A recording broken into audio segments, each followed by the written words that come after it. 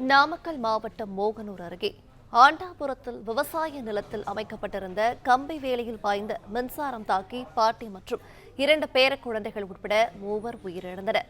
கூடுதல் விவரங்களை செயலர் பரத்குமார் வழங்கிட கேட்கலாம். பரத்குமார், வணக்கம். இது தொடர்பான மேலும் விவரங்களை பகிரலாம். நாமக்கல் மாவட்டம் மோகனூர் அடுத்துள்ள ஆண்டாபுரத்தில் செல்வம் என்பவர் பருத்தி காட்டை ஒன்றை குத்தகைக்கு எடுத்து விவசாயம் செய்து வந்துள்ளார். இந்த சூழலில் தனது விவசாய காட்டிற்கு செல்வம், அவரது மனைவி இளஞ்சியம் மற்றும் 5 மற்றும் 2 வயதில் உள்ள 2 பேர குழந்தைகளுடன் தோட்டத்திற்கு தண்ணீர் பாய்ச்ச சென்றுள்ளார். அந்த விவசாய காட்டிற்கு மின்கம்பி வேலியும் அதனை ஒட்டியவாறு மின்கம்பமும் ஒன்று இருந்துள்ளது. அப்போது எதிர்பாராத விதமாக மின்கம்பத்தில் பொருத்தப்பட்டிருந்த மின்மீட்டரில் இருந்து மின்சாரமானது கம்பி வேலியில் பட்டுள்ளது. இதனை கவனிக்காமல் இளஞ்சியம் அந்த கம்பி வேலியில் கை வைத்துள்ளார். அப்போது அவர் மீது மின்சாரம் தாக்கியுள்ளது. எதிர்பாராத விதமாக அவரது 2 பேர குழந்தைகளும் இளஞ்சியத்தை பிடித்துள்ளனர்.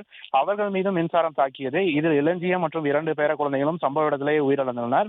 அருகில் இருந்த செல்வம் கதறி துடித்துள்ளார். உடனடியாக அக்கம்பக்கத்தினர் துணையுடன் மின்சார வாரியத்திற்கு தகவல் தெரிவித்துள்ளனர். உடனடியாக அங்கு மின்சாரம் துண்டிக்கப்பட்டு 3வரையும் மீட்டு சிகிச்சைக்காக நாமக்கல் மருத்துவமனைக்கு மருத்துவ கல்லூரிக்கு கொண்டு சென்றுள்ளனர். ஆனால் அவர்கள் அங்கு பரிசோதனை செய்த மருத்துவர்கள் 3வரும் உயிரிழந்து விட்டதாக தெரிவித்துள்ளனர். இந்த சம்பவம் நாமக்கல் பகுதியில் பெரும் பரபரப்பை ஏற்படுத்தியுள்ளது.